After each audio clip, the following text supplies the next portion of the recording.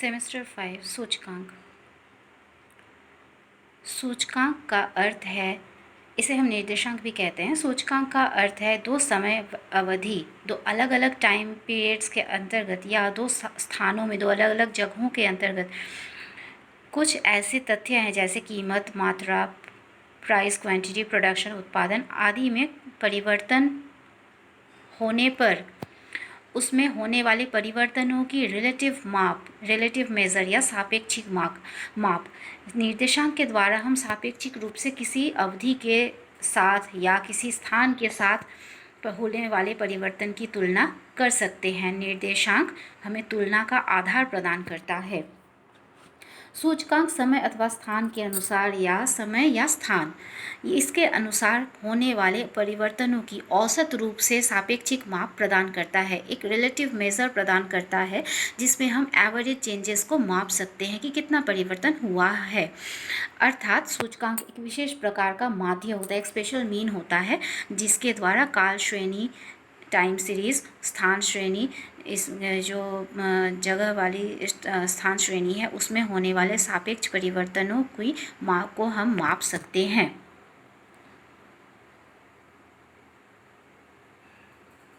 और सूचकांक की कुछ विशेषताएं हैं।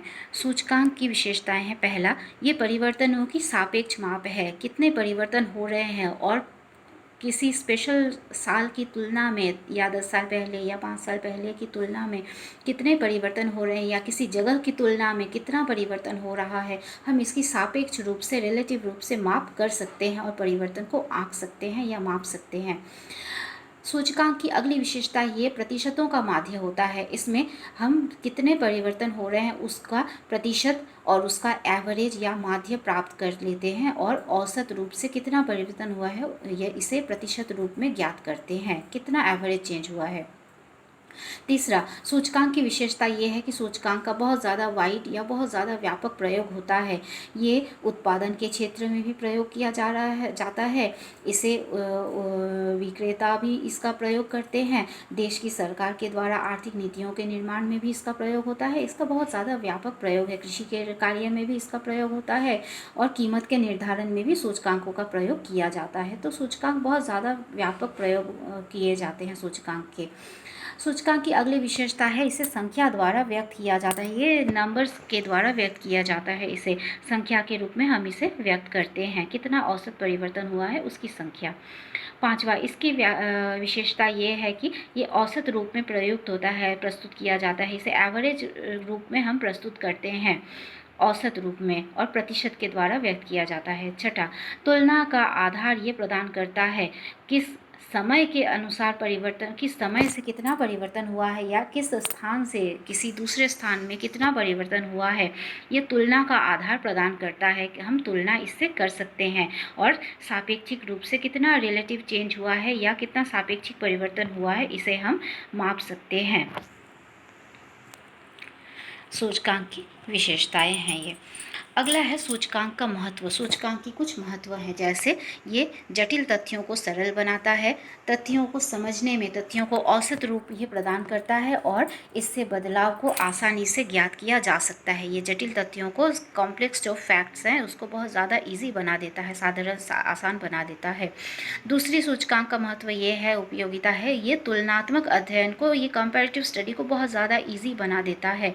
इससे हम तुलनात्मक रूप से परिवर्तनों को माप सकते हैं और तुलना कर सकते हैं आसानी से। तीसरा, ये मुद्रा की क्रय शक्ति की माप कर सकता है। मुद्रा की क्रय शक्ति में कितना परिवर्तन हुआ है, मुद्रा की क्रय शक्ति कम हुई है या अधिक हुई है। अगर वस्तु की कीमत में बहुत ज़्यादा वृद्धि दिखाई पड़ती है तो इसका मतलब मुद्रा की क्रय शक्ति कम हुई है। मतलब हम परचेजिंग पावर या मुद्रा की क्रय शक्ति की माप सूचकांक के द्वारा कर सकते हैं। चौथा है, राष्ट्रीय आय में परिवर्तनों का अनुमान लगाना। सूचकांक के द्वारा राष्ट्रीय आय में कितना परिवर्तन हुआ है उसका अनुमान लगाया जा सकता है। पांचवा, सामान्य मूल्यों में परिवर्तन का अध्ययन संभव होता है। सामान्य मूल्य में कितना परिवर्तन हुआ है, थोक मूल्य में कितना परिवर्तन हुआ है, खुदरा मूल्य में कितना परिवर्तन हुआ है, ये सूचकांक के द्वारा हम ज्ञात कर सकते हैं। जीवन स्तर में परिवर्तन का ज्ञान। सूचकांक के द्वारा हम जीवन स्तर में परिवर्तन के ज्ञान को ज्ञात कर सकते हैं, परिवर्तन को ज्ञात कर सकते हैं। अगर कीमतों में वृद्धि हुई है तो जीवन स्तर में सुधार नहीं हो संभव है। अगर कीमतों में कमी हुई है और कीमत स्तर में कमी के कारण से उपभोक्ताओं के को कम कीमत पे वस्तुएं प्राप्त हो रही है तो जीवन स्तर में सुधार हुआ है, हम ये अनुमान लगा सकते हैं। अगला, भावी आर्थिक प्रवृत्ति की ओर संकेत। ये भावी आर्थिक प्रवृत्तियों की ओर संकेत करता है कि आर्थिक प्रवृत्ति किस तरह की हो रही है। कीमतों के बढ़ने की संभावना हो रही है या कीमतों के घटने की संभावना हो रही है, आर्थिक विकास की संभावना दिखती है या आर्थिक विकास नहीं हो रहा है, उपभोक्ताओं के जीवन स्तर में कमी हो रही है। इस तरीके की हम संभावनाओं को प्रकट कर सकते हैं और इसका अनुमान लगा सकते हैं सूचकांकों के द्वारा, सूचकांक से तुलना करके। अगला इसकी महत्व या उपयोगिता है आर्थिक नीतियों के निर्माण में, जैसे वेतन, महंगाई भत्ता आदि निश्चित करने के लिए हम सूचकांक का प्रयोग करते हैं या सरकार के द्वारा भी इसका प्रयोग किया जाता है। कीमतों के हिसाब के परिवर्तन के हिसाब से कितना परिवर्तन हुआ है उसी के हिसाब से इन भत्तों का निर्धारण किया जाता है। सूचकांक इसमें बहुत उपयोगी है। सरकार द्वारा भी सूचकांकों के द्वारा ही नियंत्रण किया जाता है। कीमतों में बढ़ोतरी हो रही है या कितना वृद्धि हो रही है, अतिरिक्त वृद्धि हो रही है या कितनी सहयोग की ज़रूरत है सरकार की, सरकार सूचकांकों के द्वारा इसका निर्धारण करती है। सूचकांकों का महत्व हम अब यहाँ देख सकते हैं। सूचकांकों का बहुत अधिक महत्व है देश के आर्थिक विकास के निर्धारण में भी, नीतियों के निर्धारण में भी और आर्थिक प्रवृत्तियों के ज्ञात करने के लिए भी और जीवन स्तर को ज्ञात करने के लिए भी इसका महत्व बहुत अधिक है। अब हम यहाँ देख सकते हैं सूचकांकों की उपयोगिता। सूचकांक की उपयोगिता सार्वभौमिक है, यूनिवर्सल है। ये हम इस बात के द्वारा प्रमाण कर सकते हैं। जैसे एक, ब्याज तथा कीमत के निर्धारण में सूचकांक का प्रयोग किया जाता है। ब्याज के निर्धारण में और कीमत के निर्धारण में सूचकांक का प्रयोग किया जाता है और इसके निर्धारण में कीमतों में वृद्धि या देश की आर्थिक प्रगति या देश की अवस्था के हिसाब से ब्याज और कीमत का निर्धारण सरकार के द्वारा किया जाता है या बैंकों के द्वारा किया जाता है। दूसरा, सूचकांक का प्रयोग उत्पादक तथा व्यापारी वर्ग के द्वारा किया जाता है। ये इसको व्यापारी वर्गों की सुविधा के लिए ये बहुत अधिक उपयोगी है। व्यापारी वर्ग को ये सुविधा प्रदान करते हैं। उत्पादक वर्ग अपनी वस्तु की कीमत या व्यापारी वर्ग कीमत का निर्धारण या उत्पादन कितनी करनी है या क्या करना है इसका निर्धारण इसी के द्वारा करते हैं, या बिक्री के लिए कितनी वस्तुओं का उत्पादन और पूर्ति कहाँ करनी है ये भी निर्धारण करते हैं सूचकांक के द्वारा। आर्थिक नियोजन में भी सूचकांक सरकार को सहायता प्रदान करते हैं। सरकारी नियोजन में सूचकांक बहुत अधिक उपयोगी होते हैं। आर्थिक परिस्थितियों के अध्ययन में भी सूचकांकों का प्रयोग किया जाता है। आर्थिक प्रगति या आर्थिक प्रगति नहीं हो रही है, इसका कीमतों में वृद्धि हो रही है या एबनॉर्मल वृद्धि हो रही है या कमी हो रही है, ये भी सूचकांकों के द्वारा हम ज्ञात कर सकते हैं। सूचकांक इसमें भी उपयोगी है। अगला, सूचकांक की उपयोगिता आर्थिक नीतियों के निर्धारण में तथा आर्थिक नीतियों को सुधारने में भी है। तो सूचकांक की उपयोगिता सार्वभौमिक है, यूनिवर्सल है। अगला, सूचकांक की परिसीमा या दोष। इसकी कुछ परिसीमाएं हैं।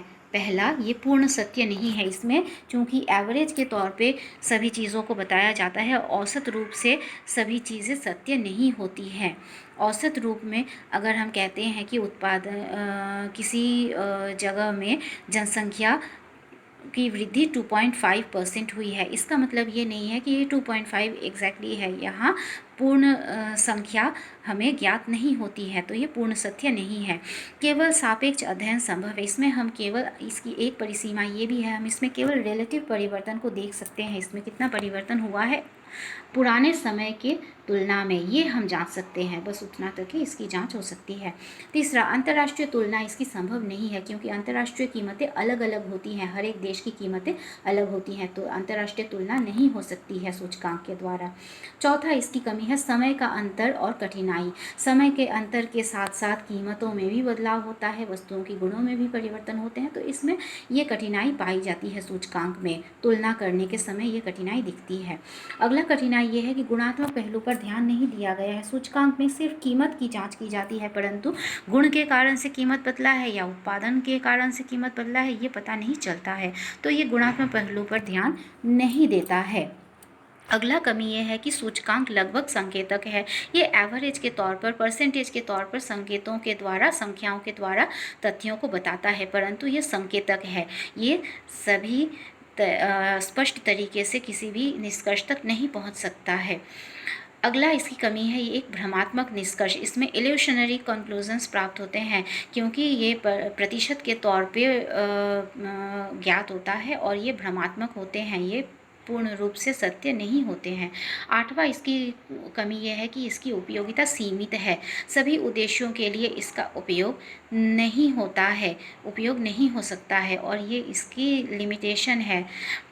9 इसकी और एक समस्या है, इसमें भार देने का दोष, इसमें भार देने की समस्या देखी जाती है। भार देने का कोई वैज्ञानिक आधार इसमें नहीं पाया जाता है।